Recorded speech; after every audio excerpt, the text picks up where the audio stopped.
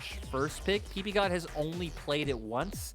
So it seems like maybe just something he's not all too comfortable on himself, and they'd much prefer the Varus end of this matchup.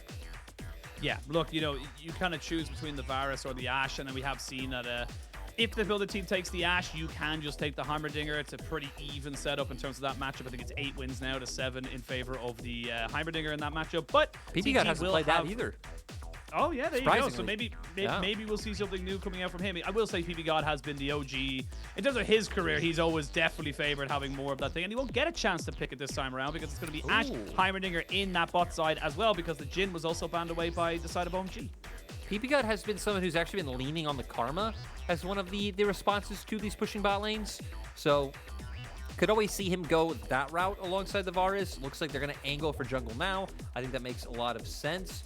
The lack of Sejuani coming in today, not today, but in this series as compared to the first one, right, is a little bit surprising. But I guess just angling that, going for the WUkong sets him up for like your standard traditional like AP mage soul laner. And no support pick just yet. So it seems like they're fine going down like the depths of PBGod's champion pool. Kind of like this right now because you're saying to TT, you're saying, look, you will not get a jungler, or if you do get a jungler, we're going to ban out all the things that can do relatively well into Shanji's Ksante. So they're forcing TT into a little bit of a crux, saying, look, we don't mind what you want to go for. So TT say, look, we have to go for our jungler right now. We need to get something that's going to be able to kind of work against this WUkong. So OMG, they've kind of been drafting pretty damn well, in my opinion. They got the Ksante. We saw how Shanji played on that in that first game, and now I imagine to see the Jax banned away, maybe even throw something towards that mid lane. They don't necessarily have to keep banning things after the Jax, in my opinion, for the Shanji Ksante. But after that, like, I mean, Hoya, I said he was a little bit of a passenger in that last game. Didn't look exceptional on the Sion. He might be going back onto it. And I wonder for TT, if you do just invest one ban into support here, and again, you take away the Karma, you take away something that you know can like provide push in that bot lane matchup, and something that PBGod has gone to, because I don't really know where PBGod will look after that. If he'll just default to an engage support like how Yao played in game 1, or if he has something else up his sleeve. They do end up taking that one away, so I think ultimately good call by TT. I guess you still have things like the Lux. That's what I was thinking. Still there as well. Yeah. I mean, this fortune we have seen quite a bit, actually, throughout most of the other regions as well. So not really been as prevalent, I think, here in the LPL. But again, we are on 13.1, so we are a little behind in terms of getting onto the next competitive patches. But we'll see what OMG do end up kind of finding banning. Ooh, a miss ban. You can see the frustration there. And that's an unfortunate one, because it could have been that Kassadin right there. So that's OMG definitely not giving themselves all the advantages in this game. But look, it's the way it goes, and you'll have to live with the decision now. No, and you don't even have a lot of great ways to lock him down. Like, Chains of Corruption are, you know, it's a skill shot. Sure, there's a WUkong there, but again, do you really want to invest like a whole WUkong ulti into like knocking up a cat? There's just so much that isn't going to be able to be used to be able to take this one. And wow, that's a Varus mid. Getting the shake-up could also just be down in the support role, right? We've had Varus support, looks like twice this split, but you're right. Varus mid against Kassadin, that would absolutely just shut it out. Tristana as well, that could go towards the mid lane. Just any of these AD options, if this Tristana is locked in, you would expect it to be in that role, because Abel, a long-time enjoyer of the Kaisa. And I mean, this is... if a composition was built to get ahead and keep jumping on top of your face, it's this one right now. So for the side of TT, they need some kind of disengage. I actually wouldn't mind the Gragas here, to be perfectly honest. I think a Gragas would work really well in terms of kind of giving them that little bit of a tank and getting that burst damage down. But no, Gnar, just as good in that regard, but it will be a bit of a wet noodle fight in that top side. Ksante and Gnar, unless someone really goes over aggressive and doesn't actually put themselves in a good position, no one should be dying in that sense. But we're going to move everybody around. We're going to see where everyone ends up going, but looks like it's the Varus support. Yeah, it's gonna be the Varus support, the Kaisa in AD, and of course Creme taking the Tristana into that mid lane. So I mean, if this bottom half of the map gets ahead, like, you're just gonna melt objectives and towers. I don't know how TT are gonna deal with it. Yeah, Abel, when I think of Abel, like, again, of course Samir comes to mind first, then Tristana, and Samir really being the third, but it's actually second most played champion in his career. OMG looking to get themselves back up to winning ways, while TT looking to continue their own. As OMG get themselves down on that bot side, we're going to have a little bit of a skirmish. And War goes down immediately, Smite immediately. This must just be a strat. Get rid of it, don't let it be a problem, and just do not care about that Smite cooldown. No, just, again, guaranteeing that your bot lane is set up in a strong position. OMG, I love that you hit the nail on the head of like trying to snowball this forward. They do still have damage later on, but you're going to have to worry a lot about Kassadin jumping on so many of these squishy members. But if OMG can start finding this lead in bot, you have like Aki and Creme playing as a duo in mid, then you could like start transferring that around the map. They're really just going to be able to snowball this with the amount of plates they'll be able to break down, with how quickly this composition should be able to do Baron, and able cleanse and ghost. Huh. Oh, it's gonna be. Wait, yeah. Hang on. You said cleanse and ghost, and I was like, oh, okay. And I was like, no, that's 2 summoners, and neither of them are flash. I mean, I kind of love it and also hate it, because it could be incredibly potent if you get the, the cleanse off any CC, you keep moving forward, you're able to kind of get the damage down. But like, I feel like flash is so valuable for something like a Kaisa, especially when you're trying to go in on your ultimate. Yeah, I agree. And yeah, there's going to be a lot to try to dodge out from later on. Maybe even just accepting that. I don't know. It's just too much. Yeah, it's just too much. there's like a lot of things you have to dodge out from, but still, I feel like it'd be nice to have a flash of like, sure, let's say you get hit by an Enchanted Crystal Arrow, you cleanse, then you can like flash away from a Glacial Prison or something like that. But we'll see. Obviously, Ghost, shorter cooldown, technically provides more like follow-up and rundown in a team fight. But it's going to be in Abel's hands now to show us how this one works. Abel, always a bit of a mad scientist himself with what he likes to go towards. Yeah, exactly. You're you're a bit of a wordsmith. I do. You know what? It's one of the few things that us play-by-plays are allowed to have. We got to think up new ways to say stuff, otherwise people catch on to us and we're not very good at our jobs. But I was just thinking, that's a bit of the Ghost Cleanse it's kind of a throwback to the old Disco Nunu. I don't even know if Disco Nunu is still being done. I was just thinking of like, wow, this would be such a throwback of people being done in like solo like queue high and diamond like / challenger level games. And it's just like Disco Nunu. You just go into the lane and you dance. I don't condone it. I just think it's really funny because I'm not a challenger level player, so I don't have to deal with it. But yeah, this is curious to say the least in the best kind of setup, but Creme already putting in decent work here, and this is why, we obviously didn't really get a huge chance to talk about the Tristana because we were wondering where all the pieces were going to land after it all was said and done. But the Tristana into the Kassadin matchup is just that setup of you're able to do so much more. Aki looking for a little bit of a fight of his own. Flash forward by Yao, but Aki gets out of the stasis before that. So now they're going to have a little bit of movement here. They're going to flash away, and you can see Creme using that priority in the mid lane. And Creme gets first blood. Not only that, he gets reset. They're going to see if Beichuan can get away. It's going to cost Huanfeng his heal. But all those summoners from TT have now been burned at OMG. They're carrying that momentum from game 1 into game 2. OMG, they find the first blood. They blow a ton of summoners on the side of TT. Look at TT's bot lane. They really have nothing to work with. And this is what you need to do as OMG. Especially running like no flash on your AD carry, running like such an aggressive setup. We need to see a lot of attention paid down towards this bot side. It's actually TT the ones to start this off because they have push in bot. They feel like they've caught Aki out. He flashes away, but the big thing is that Prio coming out from mid. Creme able to get involved in the fight first. Finds the first kill, gives him the reset on the rocket jump, and he's even able to manage to force Beichuan's flash out and Huanfeng's heal.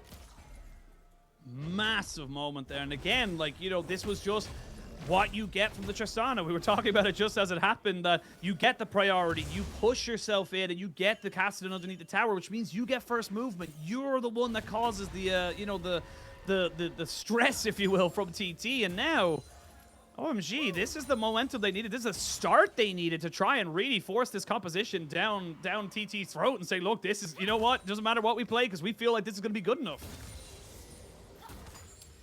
Honestly, it just has the potential to snowball ahead so far if they can really drive this home. And it's just so strange, which is why I'm kind of questioning on if it will be able to end up like taking the game at the end of the day, or if it's gonna be something similar to last game, just in reverse, where like you get to a point where you know the side that has like a huge scaling carry gets so big. But Creme should always be able to have like the threat to burst out anyone on the opposing side. So that's why I'm saying like Trailblazers was a great word by you. To see how OMG are able to connect this one into a win. They're going to use the prio that generated from mid and turn it straight into a Drake. And look at this punishment on this mid lane turret. And there's just nothing Beichuan could do. Beichuan went from his Raptors to his Wolves, thinking to himself, okay, if he tries to dive boom at level 6, I've got him, I can do this. But then he was just like, I can't really engage on him because he's a Tristana with Rocket Jump and Flash. PP God sitting here, trying to see if he can get himself away. Does have Flash and Heal. He's not afraid right now. 3v1, and he stands his ground. OMG doing so well. We actually see in the mini-map there on the hood, Shanji did pop away the Ghost. Hoya forced deep underneath his own tower. And yeah, Ucal, this is only going to get worse and worse. This is the thing as well. When you take a Kassadin, you want to get your tier and your rod stacking as soon as possible. With this kind of a setup, without getting the gold you need to build up that catalyst and then, you know, of course, into the Rod of Ages, you're going to struggle coming into these mid-game fights. Yeah, it's gonna be really rough. And now with them like even trying to threaten more of, I guess not really threaten dives, but just threaten the poke, threaten the punishment, the siege coming out in the mid lane. It's gonna be so much harder to get to a power point where you ever are able to pick up that Rod of Ages. OMG, I mean, I don't even know what to say like about what TT's real options are. Like you can try and set up a pick, I guess, once you have Beichuan's ultimate online with the Glacial Prison, but that's about it. And you, like looking mid, I guess you can do it, right? Because you're gonna have Ucal able to follow up with the Rift Walk. But bot especially will be an area you're going to want to focus with the sums, with the fact that you're going to have that Enchanted Crystal Arrow as well. And then we look towards TT. They need to find movement. They need to try and find opportunities where they can get back in this one. And I'm not curious to see where that can really come from at the moment. Abel level 6, and honestly with a lot of AD on the back of his the last pack. So kind of only really dealing with the boots of Huanfeng right now. So need to be a little bit more careful with it as we move forward now into the 8-10 minute mark of this particular game. Both the Rift Herald and Dragon should be going over to OMG just because of the prio they've been able to occur. And TT, I mean, like, yeah, they're already 2,000 gold down, and you can see it already kind of leading up in the eyes. I also love this itemization coming out from Creme, by the way. Picks himself up, the Hex Drinker, recognizing, look, the only real time I die is if I end up getting caught out by the Kassadin or maybe a Heimerdinger on the setup as well. So having this extra little bit of survivability is going to be huge. Ooh, Beichuan. Yeah, Beichuan's trying to find the angle in. I don't know if they're really going to be able to contest this, but they might find a pick on Creme. He might. He's got Flash, and he's got Jump as well, so yeah. Very difficult to lock him down there. And again, just more of a pickup from the side of OMG. They kind of force everyone to look at Herald while they take it. Yeah, now, I mean, TT are just trying to find something somewhere, but they're really not able to do so. Looks like they're going to try and get control over bot side river and maybe get some wards down in the bottom side jungle. Maybe conceal away a red buff or something along those lines. Yourself like a little bit of an advantage, but some nice defensive vision down here for PP God and Abel. So at the very least, you won't be able to turn it into any sort of kill. Not yet.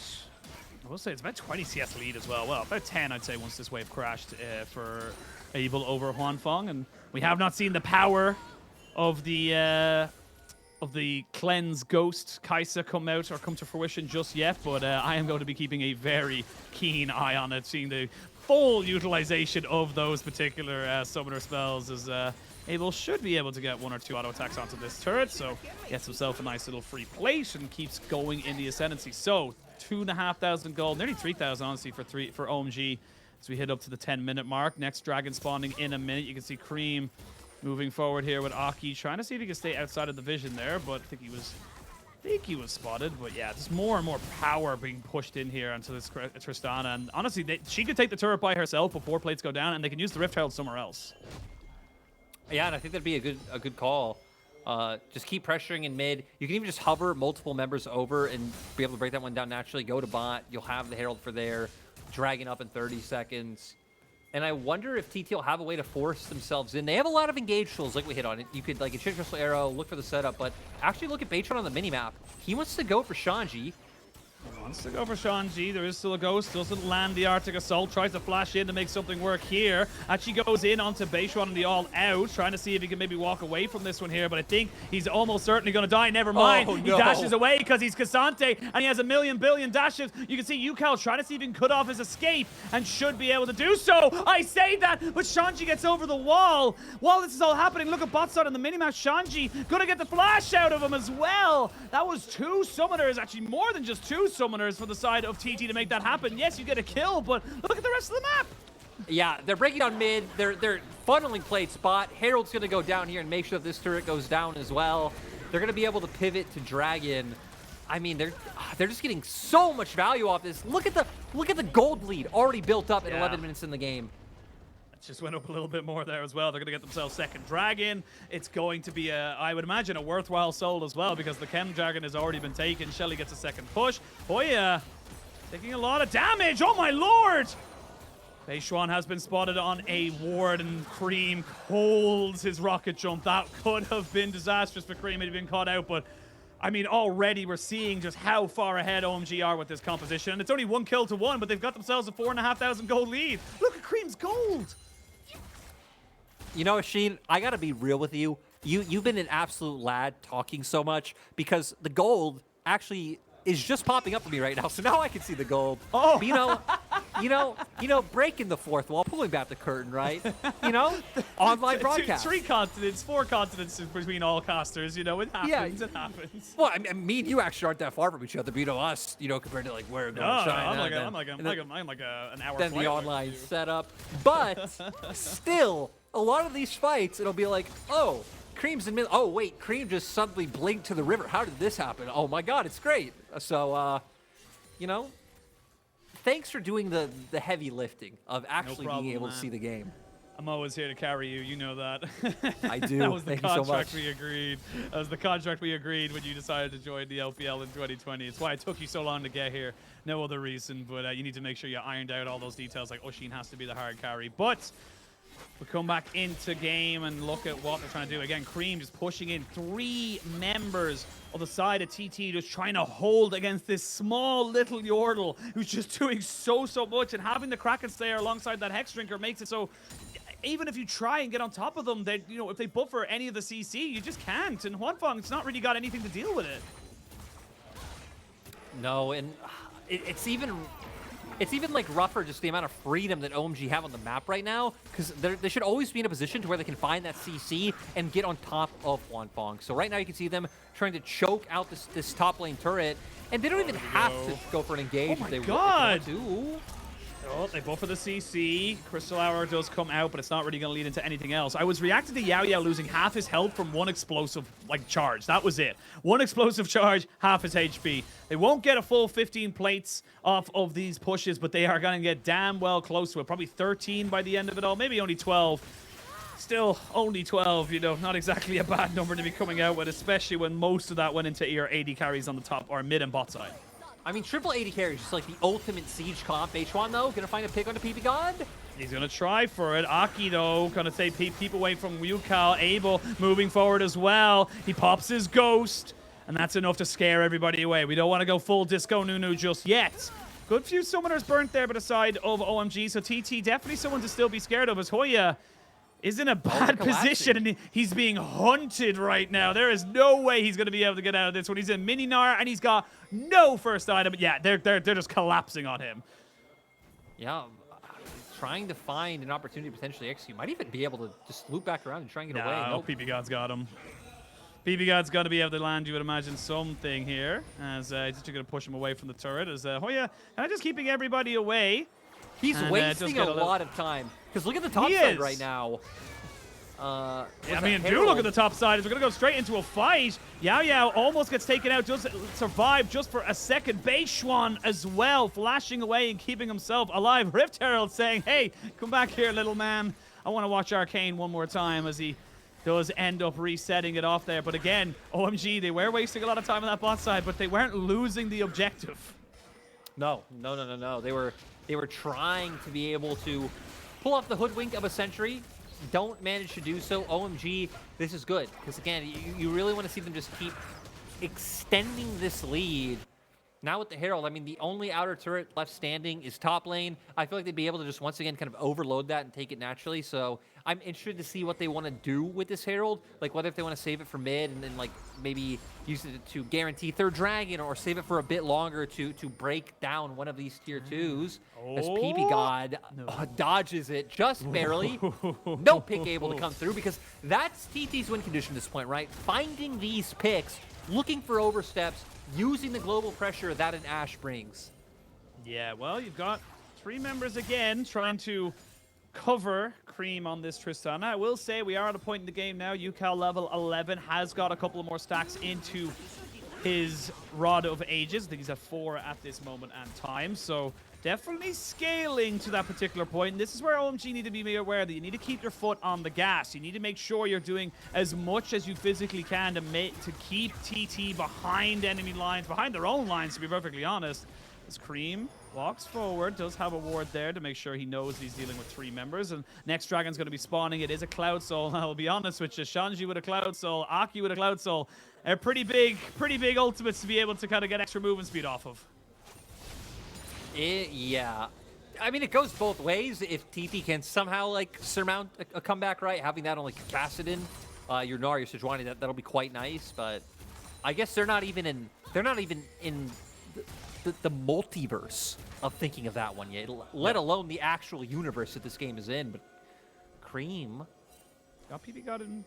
Instead, they are aware that there's no one contesting for this Dragons. There's an Ashe arrow right between the sticks. So nice close. little conversion. And they are, but like, this is the thing. UTT kind of, as you just mentioned, they have to overload to the side of the map. They have to look to try and shut someone down, because if they don't, they're just not going to gain anything. They can't take a 5v5 right now. No, and they're just trying to reinforce his top side, pick off who is probably the strongest member on the map in Creme, and also would defend their tier 1 and buy them time and like not give over as much gold on this area. But we still need to keep an eye on Aki specifically and what he's going to end up using this Herald for. It looks like pings are coming out on top, so they can drop this, reinforce a push, and even if the Herald doesn't get a charge on this tier 1 turret, like break it down with just Aki being there, Abel and Creme, push through and try and generate the second charge on top side. So there are options, but definitely looks like top's the play right now. Yeah, and PP God, I loved what he was doing there as well. He just said, cool, I'm going to sit here, make sure Creme does what they're doing. They don't even have to use the Rift Herald topside, because with the rest of the map being pushed in, TT had to answer the waves. They had to go bot, they had to go mid to make sure they weren't just going to lose more and more and more. And without anything really biting in topside, the fishing trip is unfortunately a failure. Now, they're going to go again and see if they can make this one work. Aki going to maybe try and take away this red. It might be a little bit of a bait. There we go. There's the ultimate. Aki, though, does have Merc Treads. And they use the ultimate there from Beichuan. The clone does the work.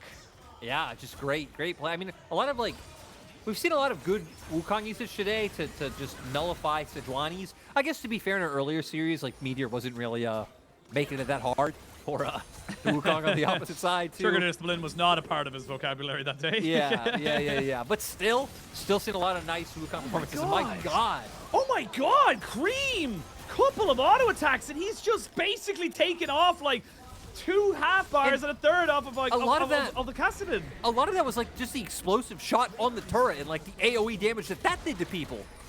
I mean, they could get an inhibitor right now. They've got Shelly going in. They're going to definitely crack open the base. This composition has just skyrocketed to the moon right now. TT trying to stop the inhibitor going down.